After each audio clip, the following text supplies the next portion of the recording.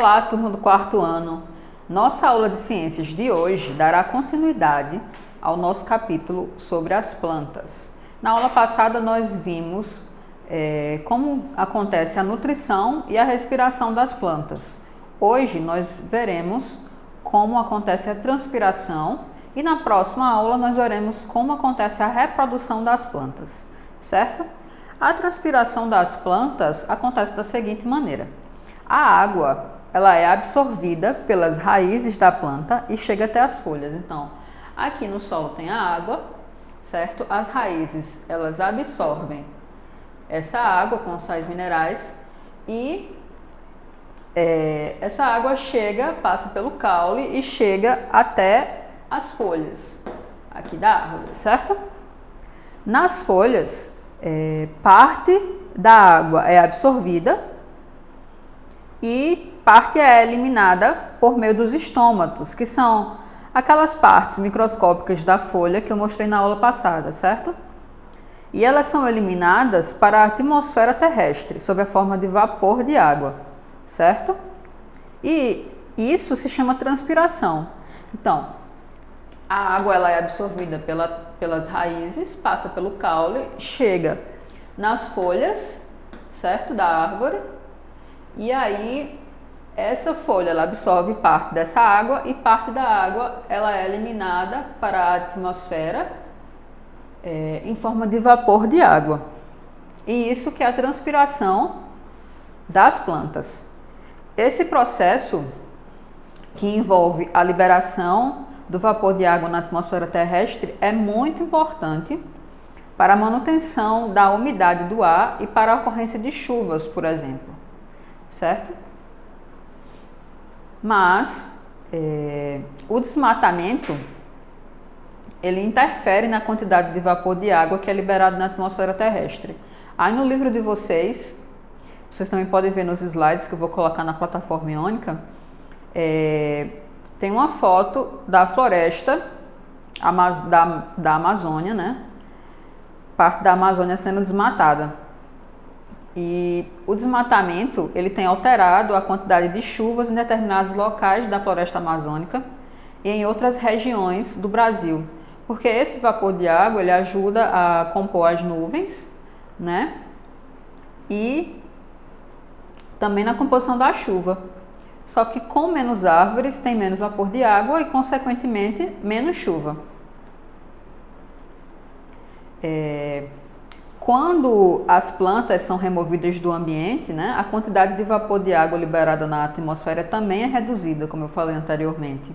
E essa redução na quantidade de vapor no ar reduz a umidade e a probabilidade da formação de nuvens e de ocorrência de chuvas, né? Então isso prejudica bastante a gente, né? E também o meio ambiente. Quais são as causas desse desmatamento que acontece em todo o território brasileiro? Uma das causas é a expansão agropecuária.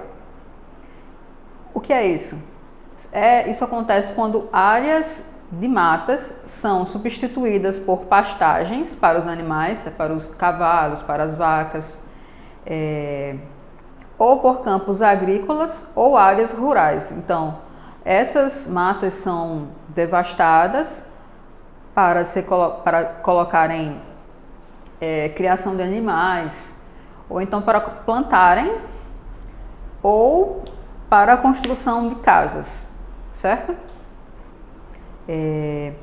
Outro também fator que influencia no desmatamento é a atividade mineradora, porque áreas de matas são devastadas para a instalação de equipamentos e atividades de exploração de reservas de minérios. Também tem a maior demanda por recursos naturais, ou seja, o consumismo ele aumenta, então mais pessoas procuram matérias-primas e recursos naturais, né? Então, consequentemente, essas matas são mais devastadas. Também tem o crescimento da urbanização, porque as áreas das matas são removidas para construir casas, né? Construir moradias. E também um aumento de queimadas, que podem ser acidentais, né? Quando o tempo está muito quente e seco, às vezes acontecem queimadas acidentais ou podem ser intencionais, né? As pessoas que queimam mesmo com intenção de destruir. Quais são as consequências desse desmatamento, além da chuva diminuir? A perda da biodiversidade, porque com a destruição das florestas, o habitat natural de muitas espécies, né, o habitat ele se torna escasso ou inexistente, causando morte ou extinção de alguns animais. Então, vamos pensar que essas árvores, elas são casas para muitos animais. Então, essas árvores sendo destruídas, eles ficam sem casa, ficam sem alimento. Então, eles vão sendo destruídos também, consequentemente, né? A erosão dos solos, porque sem as árvores, o solo fica desprotegido, sendo impactado pela ação de água de chuva ou dos rios. Por exemplo, numa área que está sem árvores, quando vem uma chuva muito forte, uma enxurrada, essa enxurrada acaba levando a terra, provocando essa erosão dos solos.